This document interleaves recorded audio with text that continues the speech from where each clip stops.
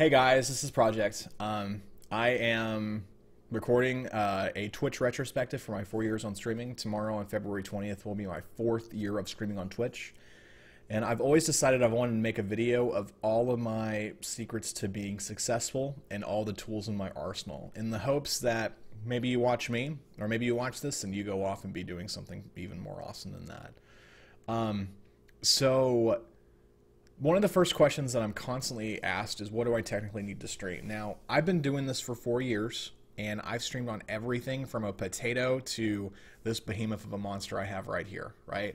So I have a lot of experience in this, but my word is not the end-all be-all. You can get by with less, but if you want an enjoyable experience, hear me out.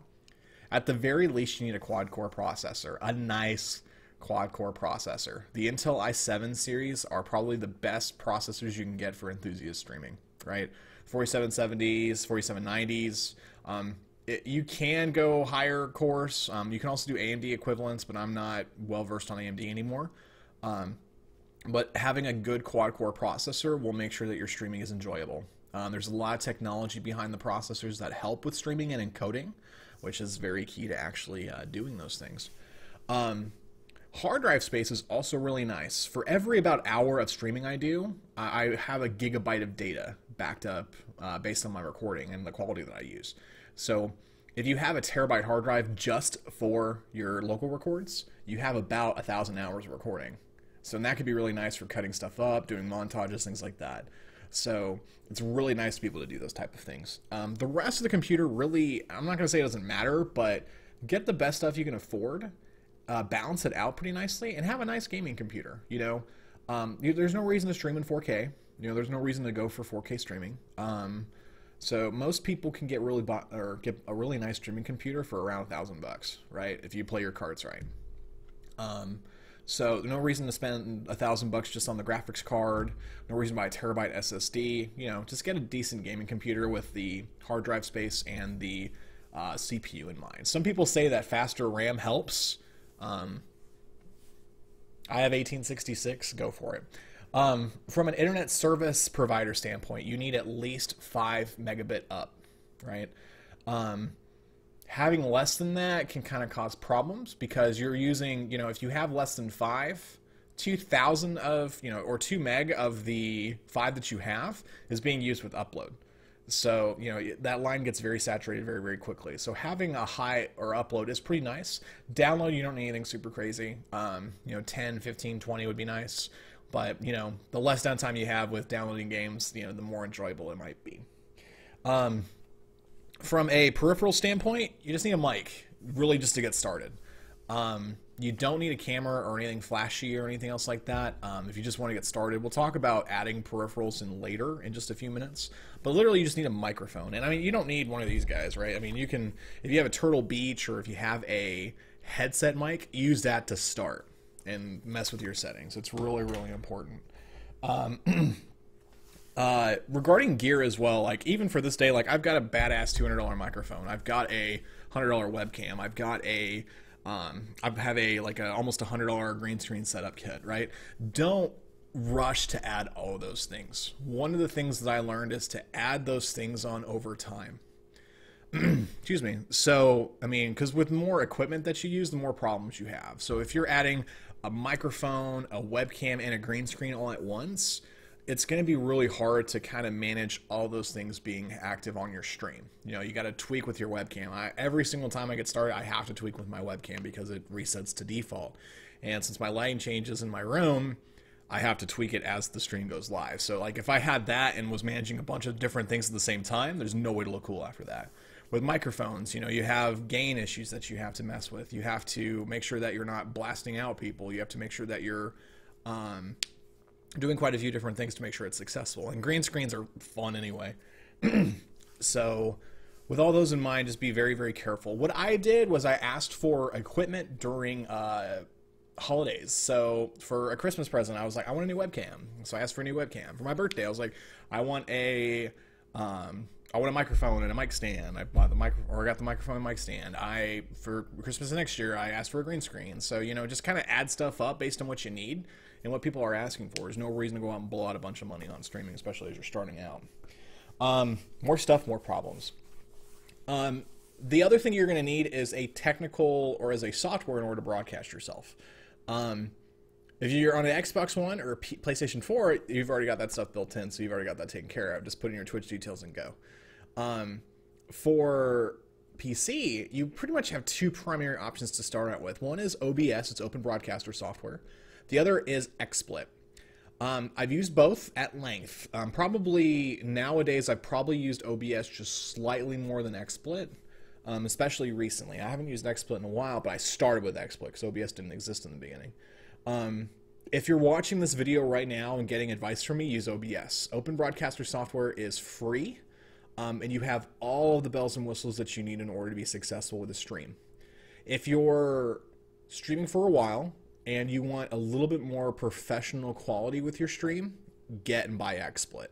XSplit allows for a lot of different things that like TV producers use, things like being able to preview scenes, even manipulate or change scenes without changing to it. There's a lot of cool things you can do with XSplit. However, literally, people that are just starting on Twitch or people that just need a little bit of advice to continue their stream, they just need to stream better and more simply. So definitely go to OBS. That would definitely be my recommendation right now. From a social media standpoint as well, a lot of people, a lot of people don't have Twitters or Facebooks or anything else like that. If you're going to stream, I would highly recommend starting to use Twitter.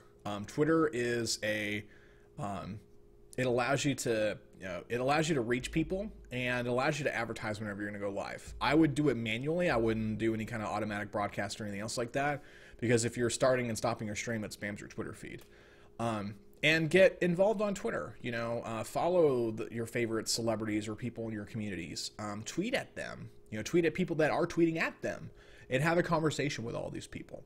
It's really cool. Especially, eventually, you'll learn that there are some people that are interactable. You can actually have conversations with people that you admire and respect, and it's really cool when you can do that. And it's not like, oh, will you tweet my stream? It's, hey, this guy actually talked about this, and we actually had an interaction about it. So, at the very, very least, to get started, I would recommend it Twitter. I have some notes over here, but I'm kind of rambling a little bit. The next thing I'm going to talk about are some tools in my Twitch arsenal. What are some things that I use in order to be successful? The first thing that I use is a Twitch dashboard. I'm going to be reporting an issue with it, but some chat doesn't hit the dashboard, right? So if some people are talking to you, some of the chat just drops. For some reason, it doesn't play there.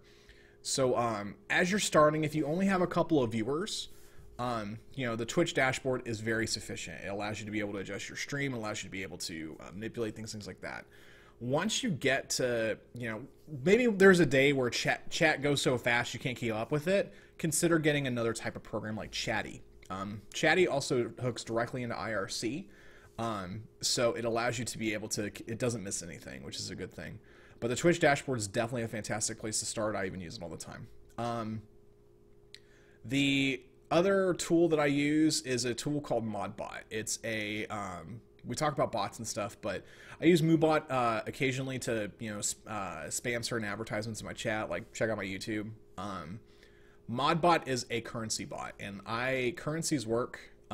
People like to be able to do things like gamble or see how long they've been watching, and it's kind of a way that people can kind of they can kind of compete with each other. They're like, oh, this person that I know is in this channel a lot, I have more points than he does, so that means I'm more awesome than him, or maybe I just need to watch more to beat him. So it's kind of allows people to kind of hit a certain point when it comes to, or it allows people to be fiercely loyal, which is awesome. So I would definitely recommend some kind of currency bot, but later. Don't incorporate it right away. Incorporate once you start getting a little bit of a following. That definitely helps. I'd probably say a couple hundred followers, especially if you're streaming consistently. Another tool that I use is called Pwning.com, Pwning. It's a website that features low-level streamers, and you can actually opt into it as well. So that way you can actually get a small boost. And I mean, it's not like it's live people. Sometimes they're chatty, sometimes they're not.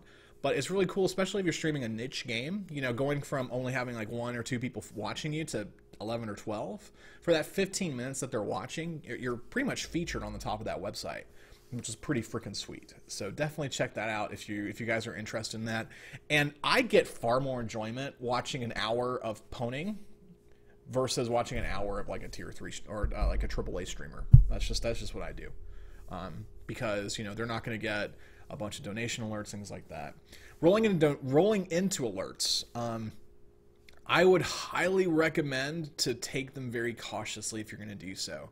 Follow alerts, I've done a lot of different systems with follow alerts. I've had my email displayed on the screen. I've had sub alert. I've had Twitch alert, things like that. If you're going to do alerts, Twitch alerts is actually pretty nice, in my humble opinion. That's what I use right now.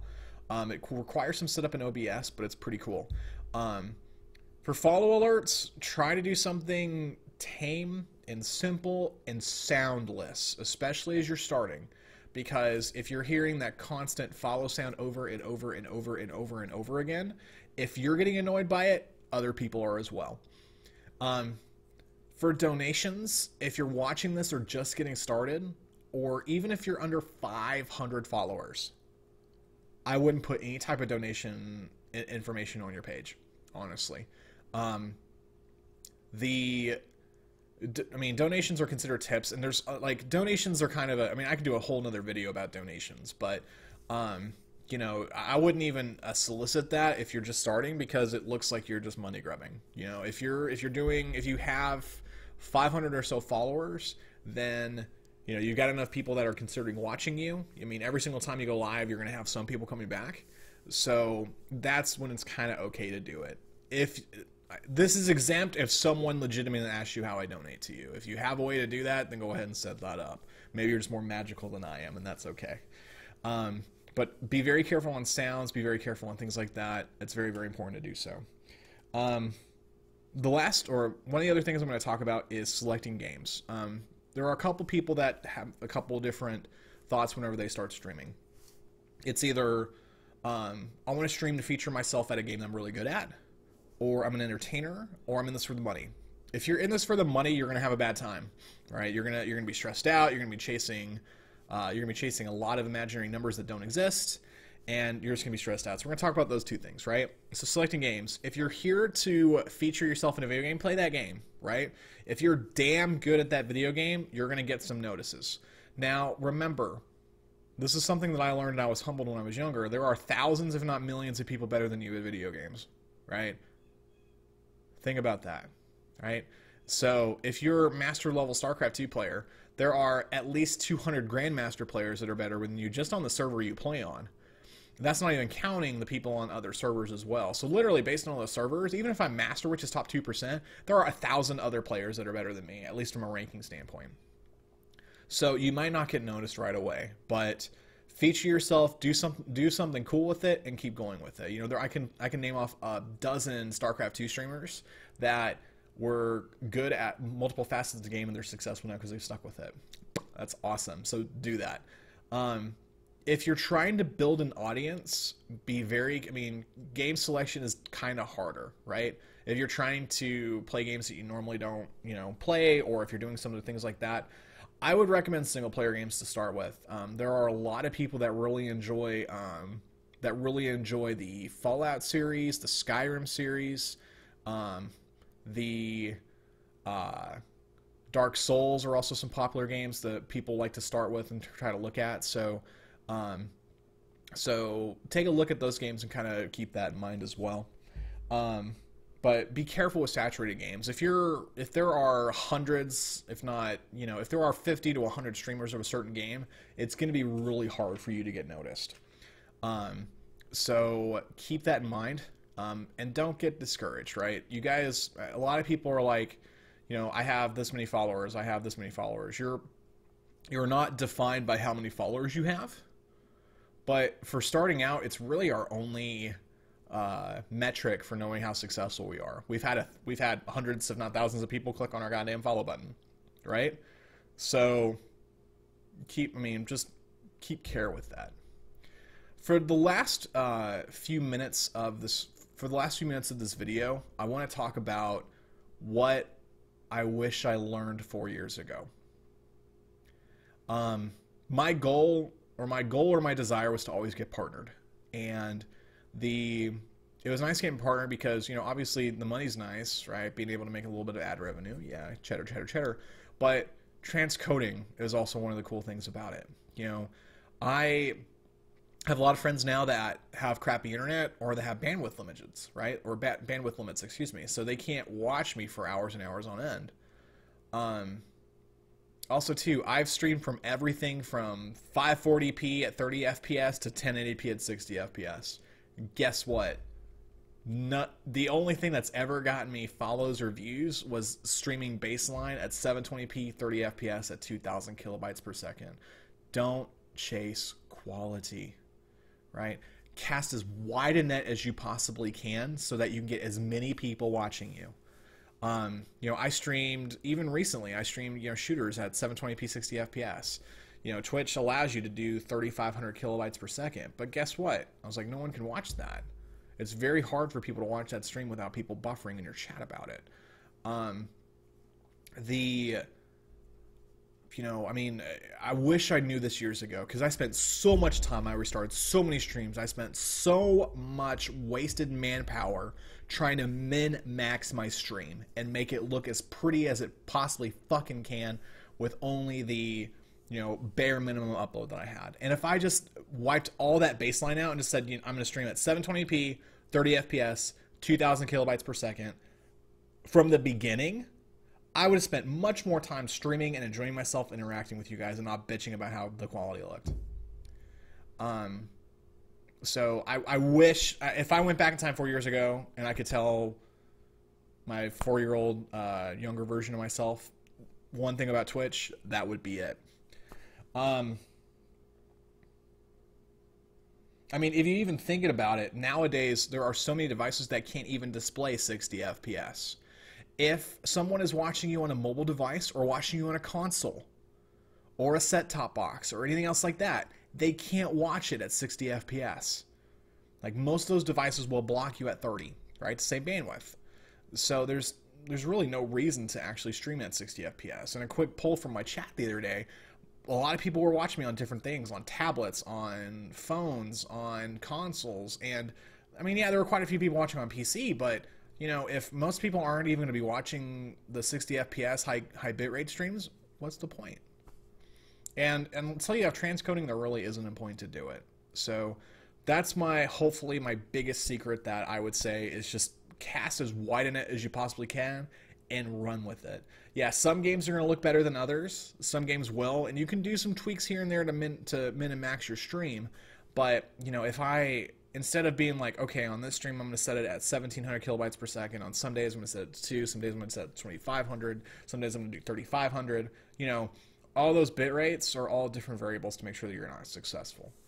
So, I could do a whole nother other video, so, just talk about things, but with the last minute and a half that I have with this, set a schedule as well. It's very important that you're consistent, even if it's, try to be consistent on multiple days. Try not just to be like, I'm going to schedule 1 day a week. If you really want to be serious and want to grow, do it a couple days. If you're wanting to be serious. If you're just streaming for fun, fuck the schedule. Just stream whenever you want to. That's fine. Put some effort into your art as well. One of the websites that I found, I'm artistically dumb. One of the websites that I found was called canva.com. It allows you to make really simple and easy art, and it's 100% free. It's really cool to be able to do that with overlays and things like that. That's where I did my stuff and got started because I'm a Photoshop noob. Be genuine as best you can. Don't cheat. I constantly say that cheaters, if you're not cheating, you're not trying hard enough, but be genuine to people, be friendly, treat people how you'd want to be treated. If you're friendly and you're smiling in your stream, people will come back. And don't do anything underhanded or slimy. It doesn't work. And if it works for a little while, it's not going to work forever. So tomorrow I'll be streaming for 4 years on Twitch. Hopefully this video is okay, because I'm probably not going to speak about all this stuff again. I want to thank all of you guys for your support, and thank you. Until next time.